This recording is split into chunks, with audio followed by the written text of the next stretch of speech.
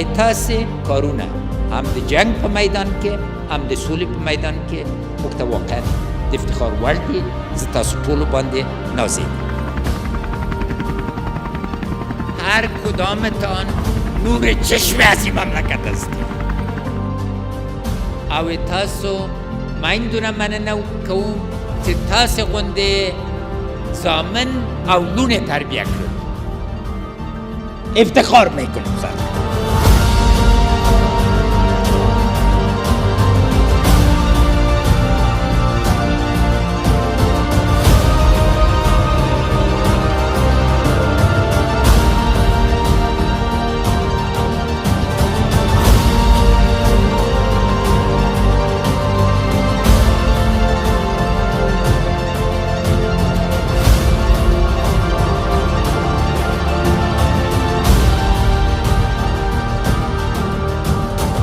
سرباز وطن، عیدت مبارک.